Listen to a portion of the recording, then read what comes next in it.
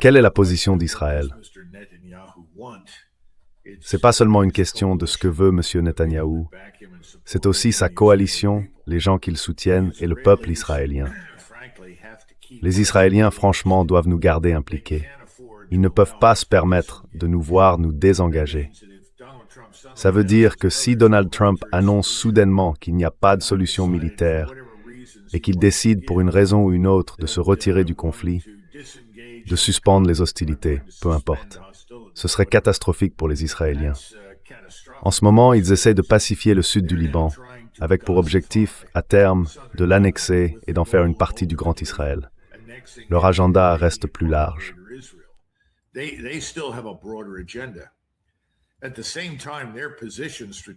En même temps, leur position stratégique se dégrade. Parce qu'en plus du problème iranien, ils ont maintenant un problème turc très sérieux. Ce matin, lors d'une conversation, quelqu'un qui suit tout ça de près m'a parlé d'une annonce turque évoquant ce qu'ils appellent des zones bleues, des territoires autrefois contrôlés par les Ottomans, que les Turcs considèrent en quelque sorte comme leur propre territoire. Et cela inclut des parties de la Syrie, de l'Irak, ainsi que du Liban. Je pense que dans un avenir proche, on va voir un intérêt croissant de la Turquie à tirer parti de ce qui se passe en Israël pour servir ses propres intérêts. Autrement dit, les Israéliens ont sans le vouloir renforcé un adversaire potentiel.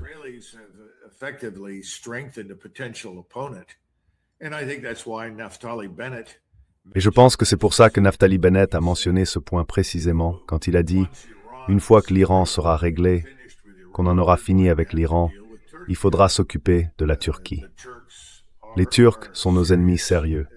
Eh bien, je pense qu'il a raison. Mais je ne crois pas qu'il aura la chance de vaincre l'Iran. En réalité, ce qu'il se demande maintenant, c'est comment faire pour que cette guerre continue. Si les États-Unis ne peuvent pas la gagner pour nous, alors il faut l'alimenter. Il faut empêcher le feu de s'éteindre. Parce que si les États-Unis décident de se désengager, qu'est-ce qui peut faire croire à qui que ce soit qu'ils reviendront ouvrir un nouveau front contre les Turcs?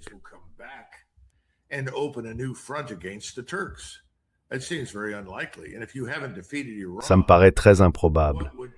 Et si vous n'avez pas vaincu l'Iran, qu'est-ce qui empêcherait l'Iran de soutenir les Turcs contre nous et contre Israël? On n'a même pas encore parlé de l'Égypte. L'Égypte, c'est un peu comme une marmite prête à exploser. Et je ne sais pas si le général Sisi a vraiment le contrôle là-bas ou pas. Il y a beaucoup de gens en Égypte qui sont en colère parce que rien n'est arrivé à Israël. Ils ont le sentiment d'avoir regardé, impuissants, pendant que des millions d'Arabes palestiniens, qu'on les apprécie ou non, ça ne change rien pour les Égyptiens, ont été tués. Et ils se demandent, pourquoi n'avons-nous rien fait?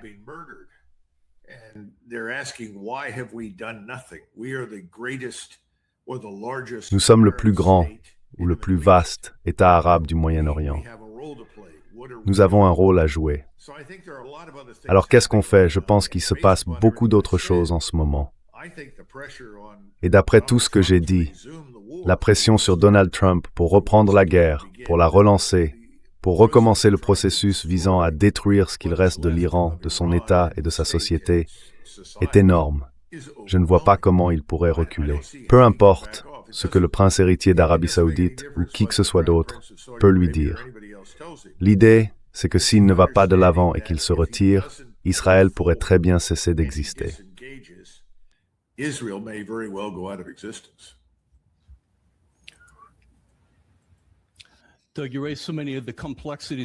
Doug, tu soulèves tellement de complexité dans cette affaire.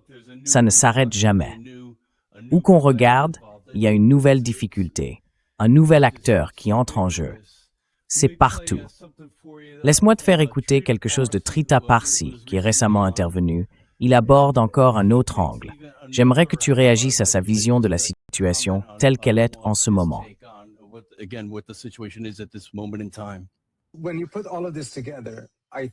Quand on met tout ça bout à bout, je pense que ce qui ressort vraiment, c'est qu'il n'existe aucune option d'escalade pour Trump qui lui permettrait de renverser la situation et de placer les États-Unis en position de dicter les conditions. L'opération Freedom, comme vous l'avez rappelé, a duré 24 heures. Apparemment, c'était assez de liberté pour la région. Le blocus du blocus, oui, il est toujours en place, mais l'Iran aurait dû s'effondrer, quoi. Il y a 2 semaines et demie, d'après les calculs. Clairement, ce n'est pas le cas.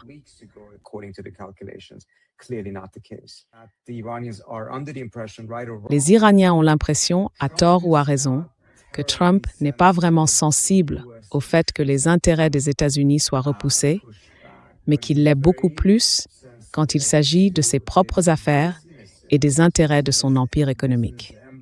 Et donc, la prochaine fois, lors du prochain conflit, il ne faudrait pas seulement s'en prendre à ce qui nuirait gravement aux États-Unis, mais aussi à ce qui toucherait directement Trump et sa famille. Alors Doug, en parallèle avec ses intérêts économiques, ça correspondrait à ce qu'Israël veut qu'il fasse. Protéger son portefeuille, tout en poursuivant les frappes.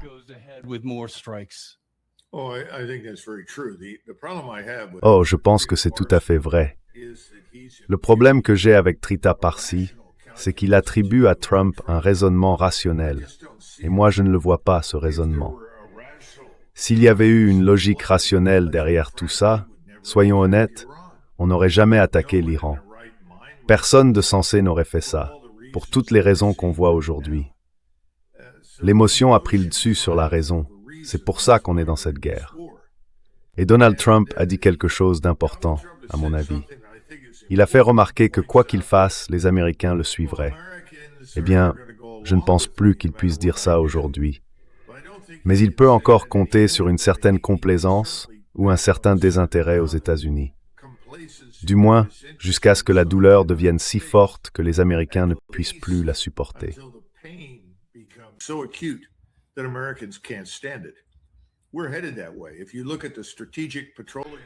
On est en train d'y aller, oui. Si vous regardez la réserve stratégique de pétrole, elle se vide très très vite. C'est évidemment pour éviter une crise énergétique qui pourrait nous frapper. Mais d'ici juillet, mi-juillet, ou au plus tard début août, on risque d'avoir de gros problèmes avec cette réserve stratégique.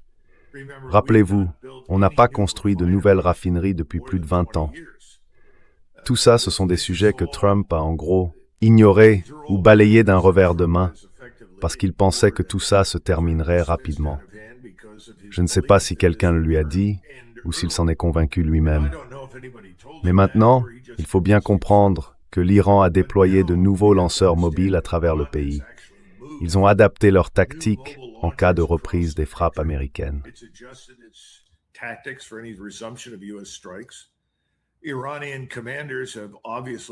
Les commandants iraniens ont clairement étudié les trajectoires de nos chasseurs et de nos bombardiers.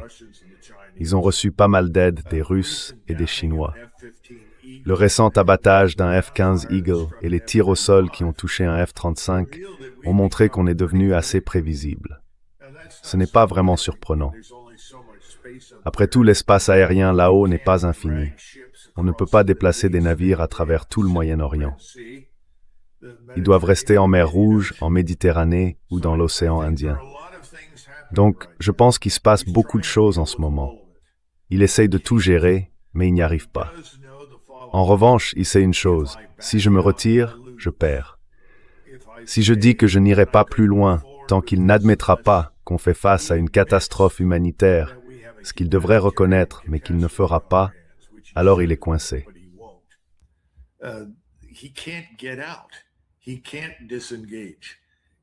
Il ne peut pas se désengager. Et encore une fois, il a les Israéliens derrière lui.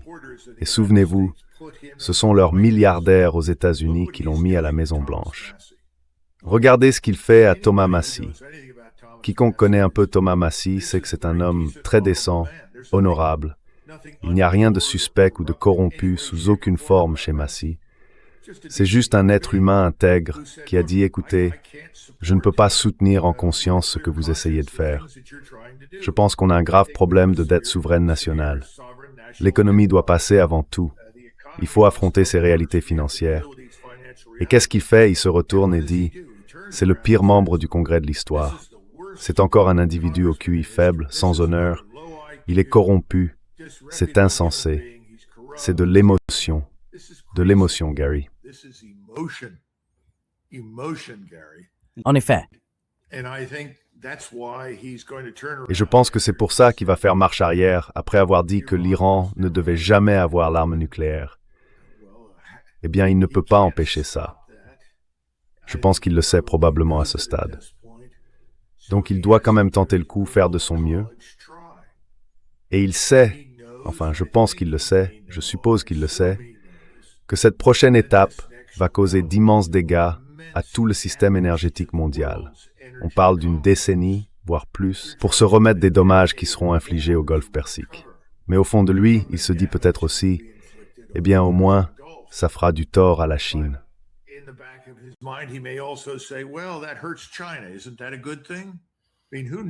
C'est pas une bonne chose, ça. Enfin, qui sait? Il y a toutes sortes d'idées stupides qui tournent dans sa tête. C'est évident, sinon il n'aurait jamais fait ça. Ça n'a aucun sens. Ça ne lui apporte rien, ni à lui, ni à sa présidence, ni à quoi que ce soit d'autre. Rien du tout. Bien sûr, je veux dire, je suis sûr que comme on est tous censés être pro-Israël avant tout, il pense aux États-Unis et au peuple américain bien après. Mais au final, ça n'a tout simplement aucun sens. Et c'est ça le problème. Vous avez affaire à quelqu'un qui défie toute logique.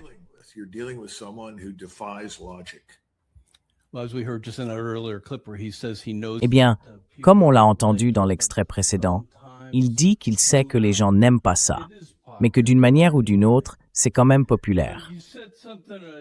Doug, tu as dit quelque chose tout à l'heure à propos des raffineries qui a attiré mon attention. Pendant des années, même Trump disait « forons sans relâche ». Et c'est ce qu'on faisait. Tu vois, ça s'est produit. Oui, on forait vraiment. Alors, comment ont-ils pu passer à côté de la question de construire de nouvelles raffineries? Où est la déconnexion, là? Comment une chose pareille a-t-elle pu se produire, se dérouler comme ça?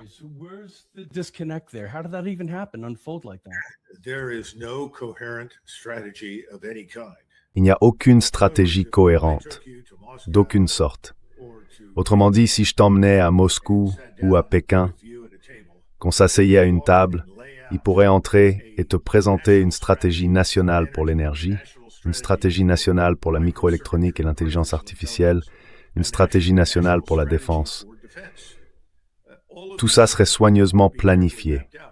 Alors ça ne veut pas dire qu'on suit le plan les yeux fermés, mais ça veut dire qu'on s'assoit, qu'on fait le point sur la situation, qu'on définit un objectif final. On se dit dans 5 ans, dans 10 ans, voilà où on veut être. Et ça, Gary, on le fait pas. On ne l'a jamais fait. Ça n'est jamais arrivé. Je te donne un exemple rapide.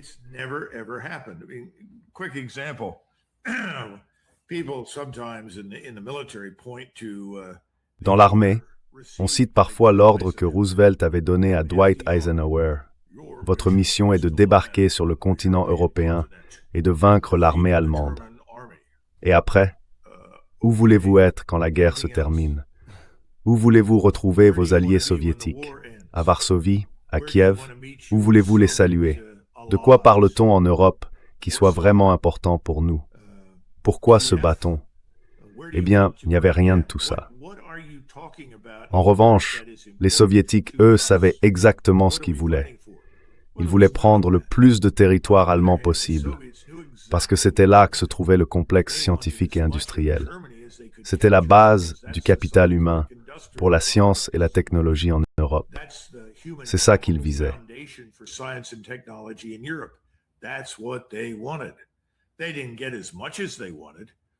Ils n'ont pas obtenu tout ce qu'ils voulaient, mais à peu près la moitié.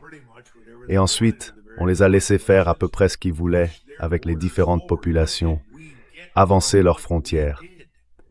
Et nous, qu'est-ce qu'on a eu en retour de tout ça? Eh bien, une énorme charge fiscale sous la forme de l'OTAN et de la guerre froide. Voilà ce qu'on a eu. Il n'y avait donc aucune stratégie cohérente. Les Britanniques, eux, entraient dans ces réunions avec nous, vous savez, en 1942, 43, 44. Et ça sans les Russes dans la salle. Ils arrivaient avec des cartes du monde entier. Les champs pétrolifères, les mines de cuivre, les mines d'or. Franchement, soyons sérieux, ces gens-là étaient des impérialistes. Ils ont bâti un empire pour s'enrichir. Ils savaient très bien ce qu'ils voulaient contrôler une fois la guerre terminée. Ils pouvaient te dire quels ports avaient été suffisamment dragués pour accueillir d'immenses cargos, d'énormes navires de fret. Nous, on n'a rien fait de tout ça. Alors pourquoi étions-nous en guerre? Pour détruire l'Allemagne, vaincre les nazis. Très bien, on fait ça, et ensuite, personne ne s'est posé la question. Et aujourd'hui, on est dans la même situation. Tu veux sauver Israël. Tu veux rendre Israël plus fort que jamais, en faire la puissance stratégique dominante. D'accord, mais comment on fait ça? Eh bien, on détruit l'Iran. Et si ça ne marche pas, si l'Iran résiste à sa destruction, qu'est-ce qu'on fait à ce moment-là? Quelles sont les options, les scénarios suivants? En d'autres termes, quels sont les plans de repli? On nous donne le plan A, détruire l'Iran. Mais les hypothèses de départ sont toutes fausses. Le plan échoue. Et après, c'est déprimant. Mais c'est bien là qu'on en est.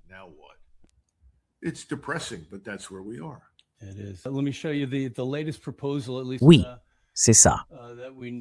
Laisse-moi te montrer la dernière proposition, du moins celle dont on a connaissance. Dropsite News vient tout juste de la publier plus tôt dans la journée. Donc ça vient du ministre iranien des Affaires étrangères et ça présenterait, soi-disant, les détails de la dernière proposition de Téhéran à Washington. Regarde ces propositions, Doug. Il y en a 7. Parmi ces 7 points, est-ce que tu dirais qu'il y en a un seul qui soit vraiment efficace? Quelque chose que Donald pourrait qualifier d'accord parfait. Est-ce que l'un de ces points pourrait en faire partie? Le droit de l'Iran à l'enrichissement d'uranium et à des activités nucléaires pacifiques. Moi, je dirais non. Et toi, Doug, tu penses qu'il y a une chance? Je dirais sans doute ce que le président Trump dirait lui-même. Appelons le président Netanyahou. Oh là là, tu as raison. Bon, ça nous amène tout de suite au deuxième point. Mettre fin au conflit sur tous les fronts, y compris au Liban. Quelles sont les chances que ça arrive selon toi?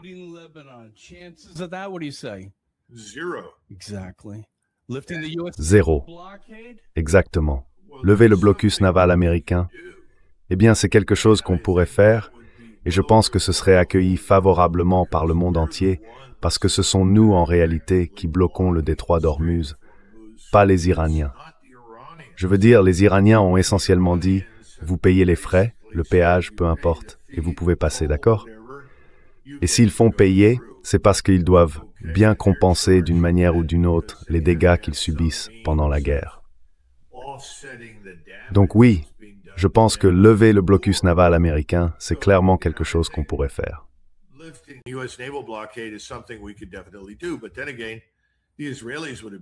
Mais là encore, les Israéliens s'y opposeraient, parce que cela générerait des revenus pour l'Iran, qui pourraient ensuite être utilisés pour financer des armes ou des opérations contre eux. Quant à la libération des avoirs iraniens gelés, eh bien, on ne devrait jamais geler les avoirs de qui que ce soit, nulle part. Cette pratique a détruit la confiance dans notre système financier partout dans le monde. C'est pour ça qu'on va se faire dépasser par les BRICS.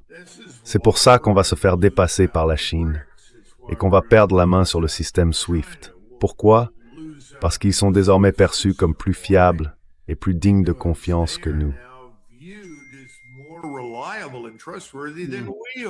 C'est pas bouleversant, ça? Alors, une compensation américaine pour les dommages de guerre? Aucune chance. Tu sais combien de R il y a dans aucune chance? La levée de toutes les sanctions unilatérales et des résolutions du Conseil de sécurité de l'ONU, oui, on pourrait faire ça d'un simple geste de la main. Le retrait des forces américaines des zones autour de l'Iran? D'accord, mais si on fait ça, c'est une reddition. On ne peut pas faire ça. Doug, sur ce point, j'aimerais te poser une question. Voici les bases américaines au 28 février de cette année.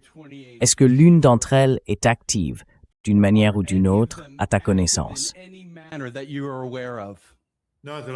Pas à ma connaissance. Ça ne veut pas dire qu'on n'a plus du tout de gens autour d'eux. Mais dans l'ensemble, ils sont inutilisables. Disons les choses comme ça. Et Doug, Est-ce que la raison pour laquelle ils étaient là au départ, ce n'était pas justement pour un moment comme celui-ci? C'est bien pour ça qu'on les avait là. C'est bien pour ça qu'on les a mis là au fil du temps, non? Bien sûr. Les 11, oui. Il y en a 11 ici qui sont signalés. Oui, absolument. Il n'y a aucun doute là-dessus. Mais on n'a pas suivi l'évolution des conflits modernes. Si on regarde ce qui se passe dans l'est de l'Ukraine, on voit bien qu'aucune de ces zones n'est vraiment défendable aujourd'hui. Il n'y a pas assez de batteries de défense aérienne et antimissiles, pas assez de radars, et aucune redondance dans le système. Et puis, il y a eu cette tendance à sous-estimer complètement la compétence et les capacités des Iraniens. Or, d'après mon expérience avec les Israéliens au fil des années, eux étaient très conscients de cette menace. Mais même eux n'avaient pas mesuré l'ampleur du bond en avant que l'Iran avait accompli dans le domaine du renseignement, de la surveillance et de la reconnaissance, ainsi que dans la frappe. Et je ne pense pas qu'ils aient vraiment compris à quel point la Chine et la Russie, l'Iran et le reste avaient engagé leurs propres moyens de surveillance spatiale pour défendre l'Iran.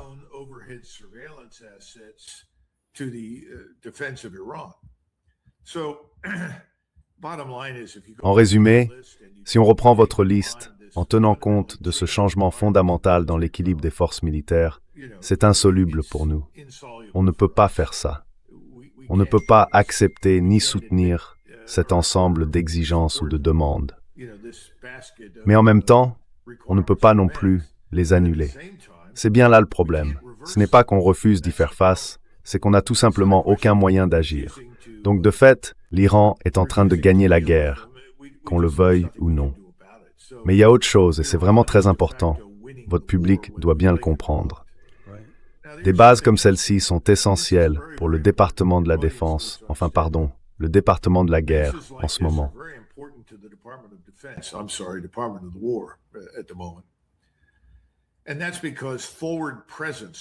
Et c'est parce que la présence avancée, c'est-à-dire la présence de forces navales, aériennes et terrestres américaines loin du territoire des États-Unis, a toujours fait partie de cette idée de défense avancée.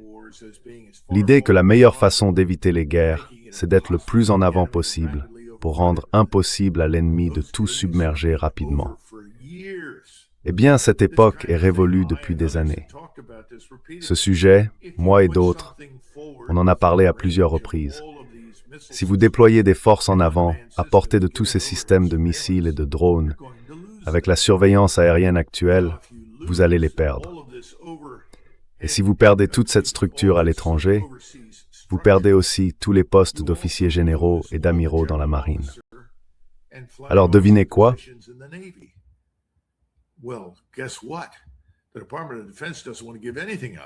Le département de la Défense ne veut rien lâcher. On est sur le point d'être expulsé d'Allemagne. Une fois qu'on se sera débarrassé de cette chancelière Merz, et qu'à terme l'Alternative für Deutschland, l'AfD, prendra le pouvoir et aura son propre chancelier, ils vont nous mettre dehors, c'est sûr. Et d'ailleurs, les Coréens poussent déjà pour qu'on quitte la Corée du Sud. Ils restent polis, mais c'est clairement ce qu'ils souhaitent. Les Japonais ne sont pas loin derrière, parce qu'au lieu d'être une force de défense, au lieu d'être là pour protéger ces pays, on est maintenant perçu comme un aimant à conflit, un catalyseur de guerre, franchement. Parce que si ces pays deviennent des cibles simplement parce qu'ils accueillent des forces américaines sur leur sol, à quoi bon nous y garder?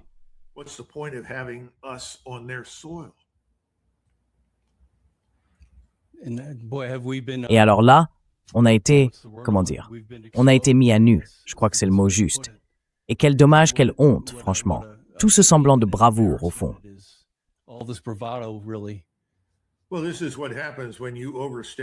Eh bien, voilà ce qui arrive quand on reste trop longtemps de toute façon. Mais en ce moment, ce phénomène est amplifié par les changements technologiques qui ont complètement bouleversé l'équilibre des forces dans la guerre. L'avantage aujourd'hui, sur le plan stratégique, et je dirais même opérationnel, c'est la défense. Et pourtant, tout ce que nous avons construit repose sur l'offensive.